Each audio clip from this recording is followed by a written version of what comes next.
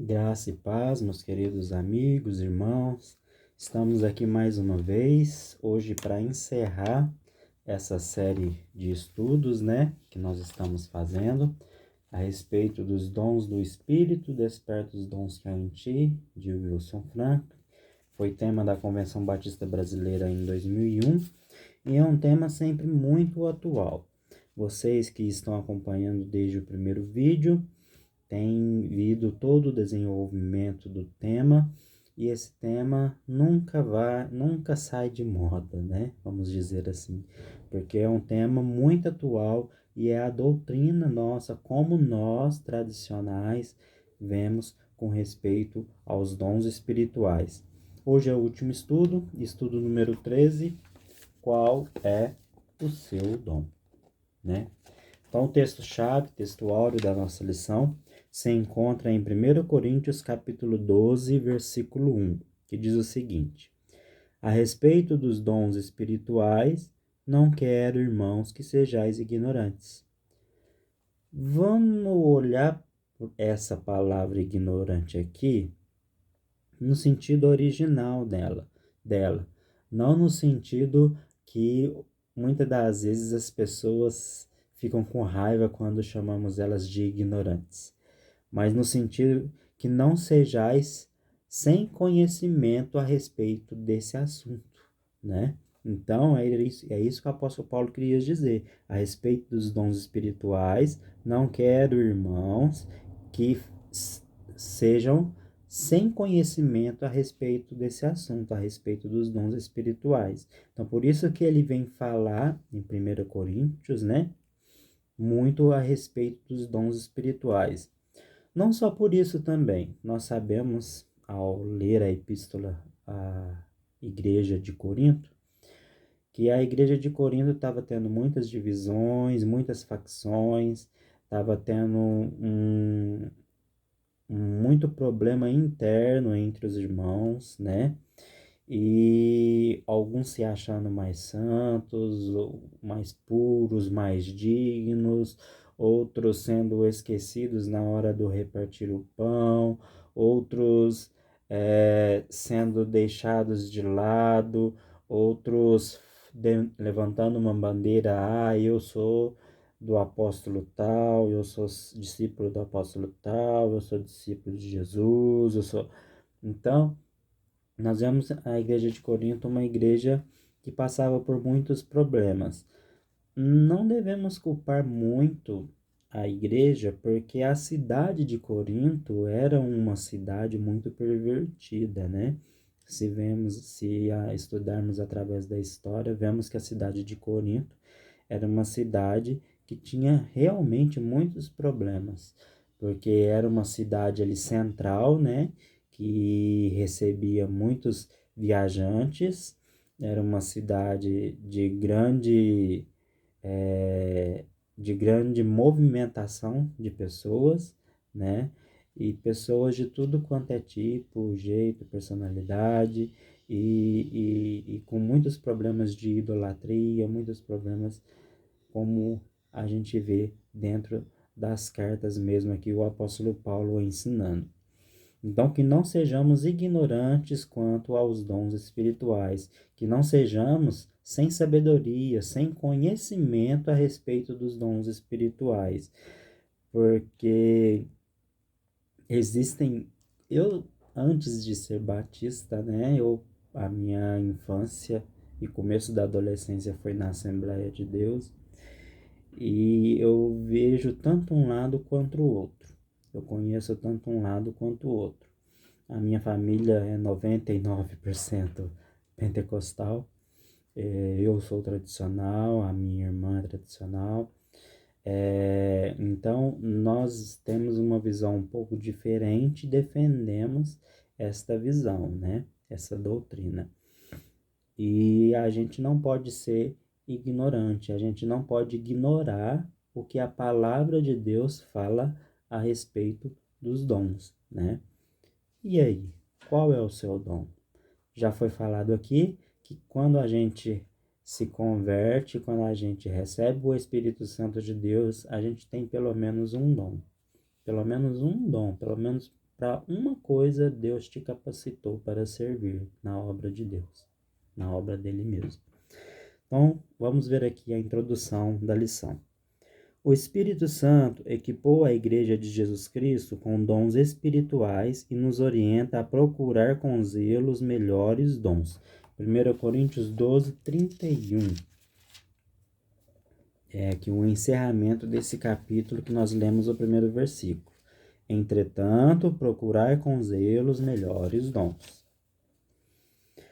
Um de nós recebeu um ou mais dons. É importante identificá-los e desenvolvê-los. Quem tem o dom da sabedoria, ao final deverá ser mais sábio do que no começo da vida cristã. Quem tem o dom do evangelismo, a cada dia que passa deverá ganhar mais almas para Cristo. Não podemos perder de vista que algum dia todos nós teremos de prestar contas a Deus pelo uso desses dons que o Espírito Santo nos concedeu, e principalmente pelo prejuízo que o não uso desses dons causou ao reino de Deus. Pela omissão também. E temos um versículo que diz que aquele que sabe fazer algo e não faz, peca. Então a gente não peca só quando a gente faz algo, quando a gente transgride uma lei, transgride algum mandamento, mas também quando deixamos de fazer aquilo que nos foi proposto. Qual o seu dom? Antes de começar a identificar os dons, há de se considerar alguns pré-requisitos, pois sem eles não será possível identificar o seu dom. O primeiro é que a pessoa que quer identificar seu dom seja um salvo. Os dons espirituais são dados somente aos salvos em Jesus Cristo. Em segundo lugar, deve crer unicamente nos ensinos da Bíblia, que afirma que todo filho de Deus tem pelo menos um dom cujo propósito é a edificação da igreja local. Em terceiro lugar, deve estar disposto a trabalhar com sinceridade. Se não está disposto a colocar os dons em prática, porque Deus iria querer revelá-los? O Espírito Santo conhece os nossos corações. Se ele notar que você quer descobrir o seu dom para engrandecimento próprio ou porque está na moda, esqueça, Deus não lhe ajudará nesta busca. Em quarto lugar, deve encher-se do Espírito Santo, através da devoção diária com oração e estudo bíblico sobre dons. O Espírito Santo dará toda a ajuda de que você precisa para mostrar com clareza os seus dons. Descobrindo o seu dom. Primeiro passo: conhecer os principais dons descritos no Novo Testamento. Vamos ler aqui todas as referências? Romanos 12, de 6 a 8. Romanos 12,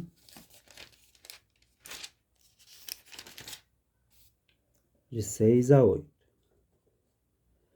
Tendo, porém, diferentes dons segundo a graça que nos foi dado, se profecia, seja segundo a proporção da fé, se ministério, dediquemo-nos ao ministério, ou o que ensina, esmere-se no fazê-lo, ou o que exorta, faça com dedicação, o que contribui com liberalidade, o que preside com diligência, e quem exerce misericórdia com alegria. Agora, 1 Coríntios 12, de 8 a 10. Nós acabamos de sair dele. 1 Coríntios 12,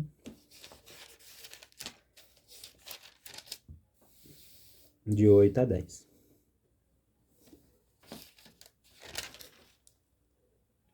Porque a cada um é dada mediante o Espírito a palavra de sabedoria, a outro segundo o mesmo Espírito a palavra do conhecimento, a outro no mesmo Espírito a fé, a outro no mesmo Espírito dons de curar, a outro operações de milagres, a outro profecia, a outro discernimentos de espíritos, a um variedade de línguas, a outro capacidade para interpretá-las, mas um só é o mesmo Espírito que realiza todas essas coisas, distribuindo-os como lhe apraz a cada um individualmente.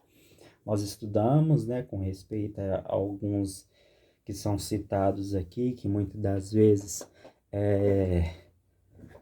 Algumas igrejas utilizam de maneira equivocada, né? Porque a gente crê que muitos deles foram especialmente dados aos apóstolos, né?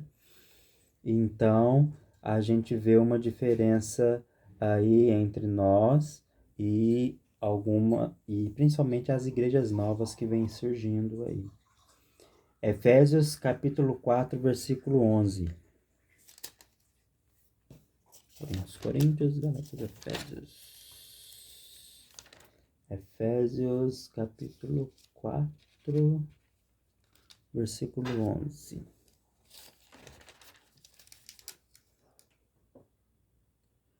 E ele mesmo concedeu uns para apóstolos, outros para profetas, outros para evangelistas e outros para pastores e mestres, com vistas ao aperfeiçoamento dos santos para desempenho do seu serviço, para a edificação do corpo de Cristo. 1 Pedro 4, 10 e 11.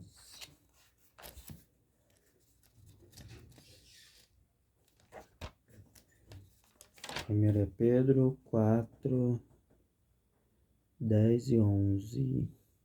Servi uns aos outros, cada um conforme o dom que recebeu, como bons despenseiros da multiforme graça de Deus. Se alguém fala, fale de acordo com os oráculos de Deus. Se alguém serve, faça-o na força que Deus supre, para que em todas as coisas seja Deus glorificado por meio de Jesus Cristo, a quem pertence toda a glória e domínio pelos séculos dos séculos. Amém. Não será possível descobrir o seu dom se não souber quais dons que de fato existem. O que significa que não estão listados o que significa cada dom e para que servem esses dons. Não esqueça, existem outros dons que não estão listados nas referidas passagens, todavia o propósito é sempre o mesmo. Converse com seu pastor e também com pessoas e mestres em Bíblia, eles poderão te ajudá-lo nessa fase. Segundo passo: identificar o trabalho que lhe dá mais satisfação no reino de Deus. A salvação é um plano de Deus. Os dons são parte desse maravilhoso plano. Logo, o exercício de um determinado dom nos traz alegria e realização. Haja visto que Deus sempre tem e quer o melhor para cada salvo. É incompatível com os seus propósitos a ideia de que uma tarefa só é um ministério se trouxer sofrimentos. Então a gente vê que os dons de Deus trazem alegria para nós, né?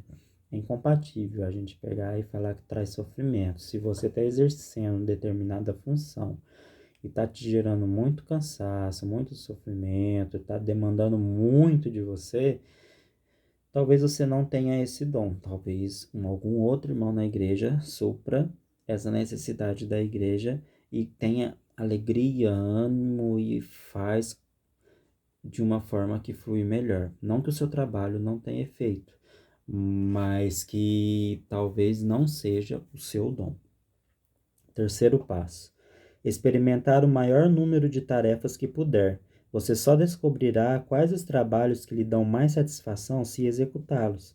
É possível que você tenha o dom de evangelização, mas ainda não descobriu que evangelizar lhe traz satisfação, porque não colocou em prática essa tarefa, ou talvez você tenha o dom do serviço, mas não tem certeza, porque nunca o praticou. Desta forma, você ainda não descobriu se tem uma alegria especial quando leva alguém aos pés de Cristo ou quando exerce um dom de serviço. Ponha em prática o mais que puder, aceitando todos os trabalhos que a igreja puser em suas mãos, pois sem isso você dificilmente irá descobrir os seus dons espirituais. Então devemos experimentar trabalhar em todas as áreas da igreja, né? Para a gente descobrir, né, qual que é o nosso verdadeiro dom. Quarto passo: avaliar seus próprios resultados. Confirme de forma honesta a sua eficiência na realização das tarefas que lhe foram confiadas. Avalie que resultados você percebeu quando exerceu o trabalho que pode ser o seu dom.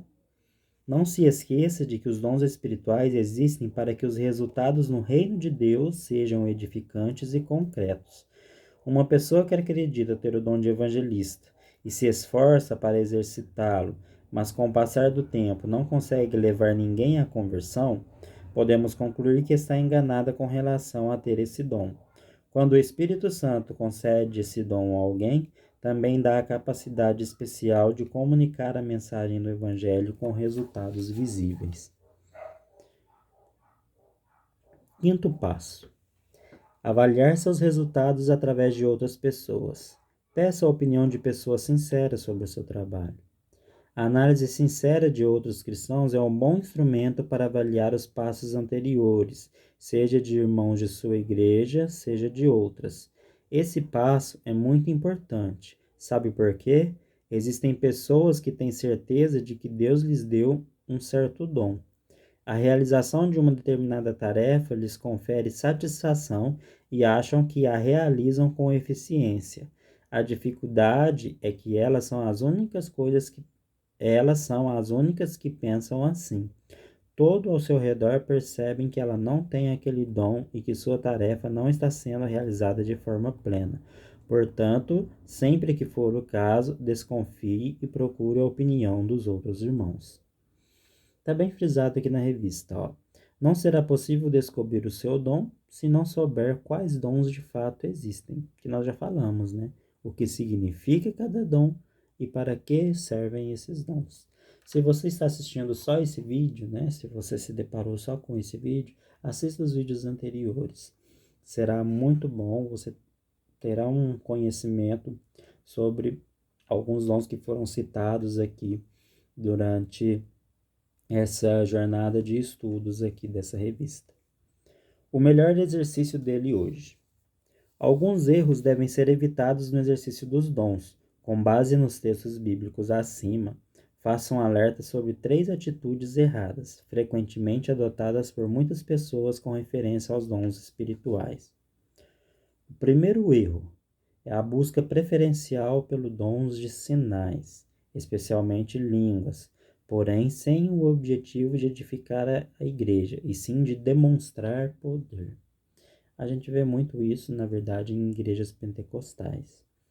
Existem grupos e crentes que buscam a exclusividade para esse dom, acreditando que ele seja indispensável à sua experiência cristã. Eles até cobram para ser pastor a pessoa falar em línguas, né? Não sei se ainda está assim hoje. Tudo isso é feito sem saber o que realmente é o dom de línguas. O dom de cura de milagres, porque o fazem com base na experiência dos outros e não na Bíblia. O Novo Testamento diz que concede os dons conforme sua soberana vontade e que há uma variedade de dons cuja finalidade é o aperfeiçoamento da igreja. Segundo erro. É um sentimento de superioridade de algumas pessoas por julgarem possuir algum dom especial. Paulo usou a figura do corpo com seus membros, mostrando o relacionamento vertical dos salvos com Cristo e o relacionamento horizontal dos crentes em si. O apóstolo Paulo afirma de maneira clara que todos os membros são igualmente importantes e que na igreja cada um depende do outro. Em Romanos 12:3, ele diz que ninguém deve ter de si mesmo um conceito mais alto do que convém. O terceiro erro comum é que os dons são sinais de espiritualidade, ou que o crente só os pode receber depois de atingir um alto estágio espiritual.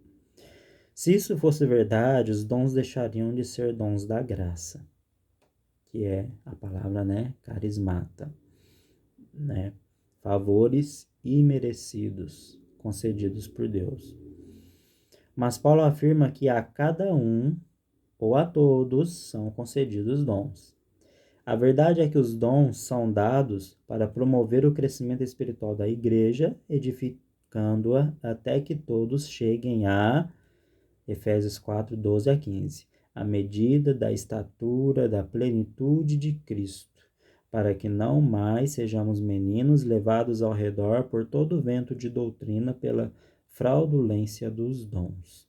Então, é para que cheguemos, né, à medida da estatura, para que cheguemos ao grau de Jesus Cristo. Na verdade, sabemos que esse ponto será só lá na glória. E mesmo assim, Jesus Cristo é o unigênito. Não chegaremos a tal ponto de sermos semideuses, como alguns gnosticistas pregam, né? Então, Paulo está falando aqui, dando um exemplo de que a gente deve ser como Cristo, né?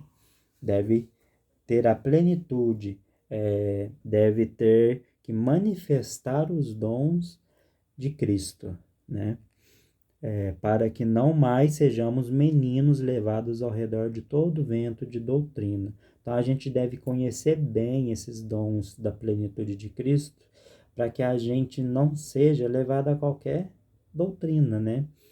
Porque nós vemos que, durante a história, né, que a Assembleia de Deus, por exemplo, surgiu exatamente de uma divisão com a Igreja Batista. Já existia a Igreja Batista, os dois pregadores fizeram parte de um movimento de avivamento pentecostal na época, eles retornaram para a igreja, estavam causando divisões na igreja, o pastor os excluiu, eles vieram para o Brasil, né?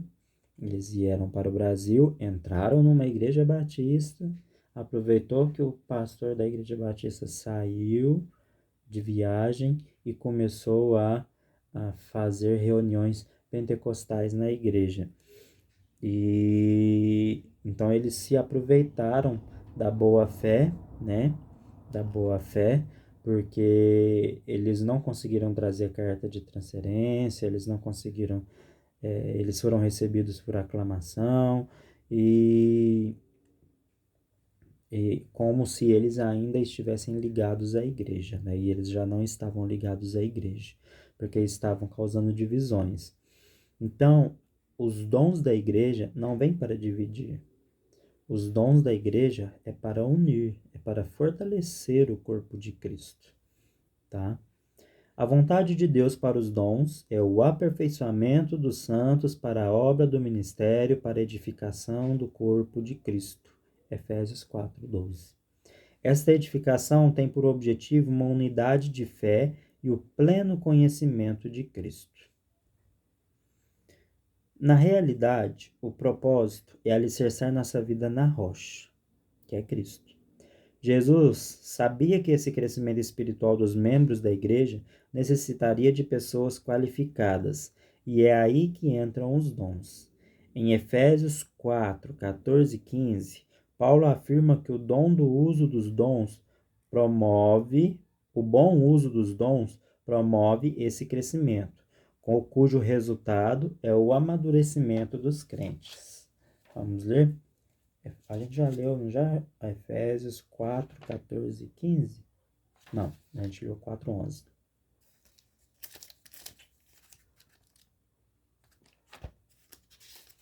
Efésios 4, 14 e 15. Para que não mais sejamos como meninos agitados de um lado para o outro e levados ao redor por todo vento de doutrina, pela artimanha dos homens, pela astúcia com que induzem ao erro. Mas seguindo a verdade em amor, cresçamos em tudo naquele que é o cabeça, Cristo, né? Então, que a gente possa crescer em tudo na obra do Senhor, como o corpo de Cristo, para a glória de Cristo, né?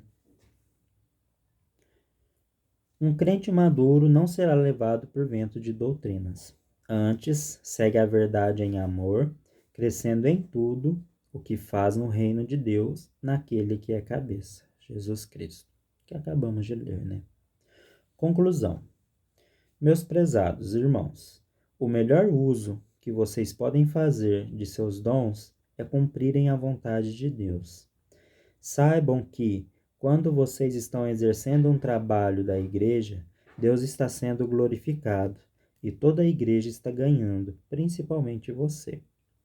É por isso que os dons devem ser usados com amor e com dedicação, sabendo que estamos trabalhando para a obra de Deus. Por outro lado, não devemos nos recuar e ajudar ou servir em algum trabalho dizendo que tal serviço não é meu dom. Devemos, a exemplo de Jesus, ficar numa atitude de servos sempre dispostos a servir.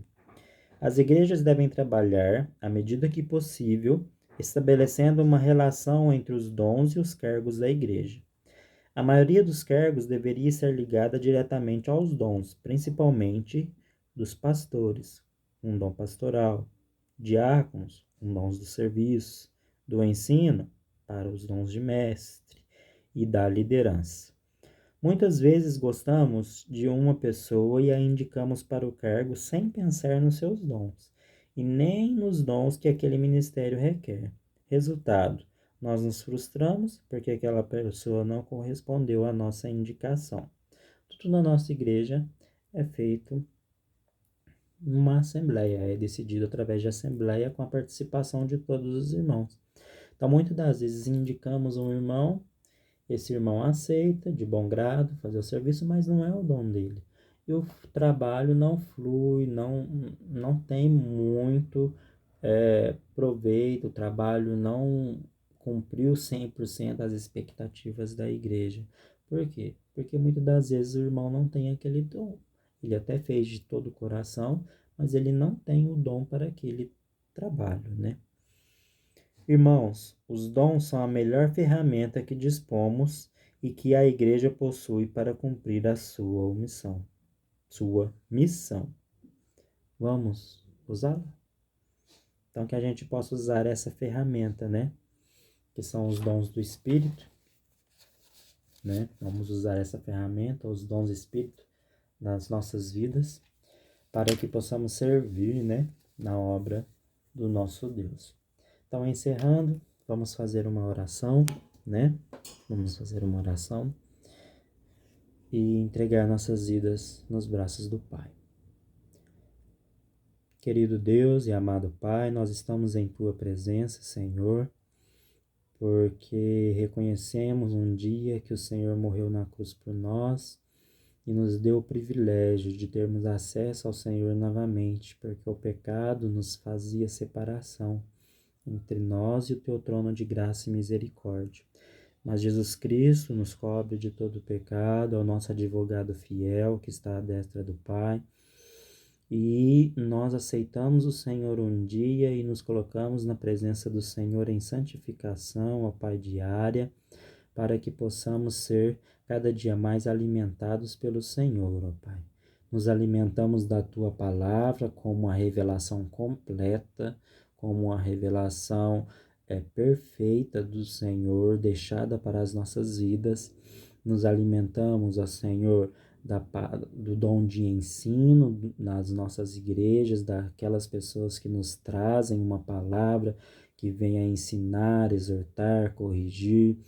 E nos alimentamos também, ó Pai, através da comunhão com os irmãos. Isso acende em nós o fogo do Espírito, acende em nossos corações a vontade de te servir, de servir na obra do Senhor. Revela para cada um de nós, ó Pai, o dom que realmente temos, para que a gente possa, ó Deus, exercer da melhor maneira possível na igreja, servindo ao Senhor com inteireza de coração, assim como a palavra do Senhor diz, até que cheguemos à plenitude, ao pleno conhecimento de Cristo.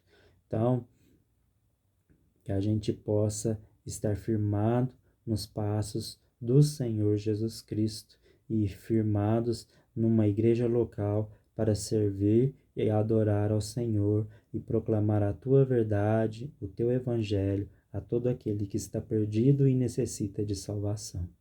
Esta é a minha oração a Deus e a faço no maravilhoso nome de Jesus Cristo. Amém. Deus abençoe a todos, né? Quem sabe aí vem talvez algum próximo livrinho de estudos que eu estarei compartilhando com vocês. Vamos ver aí o que Deus vai nos preparar. Deus abençoe, fiquem com Deus. Até a próxima.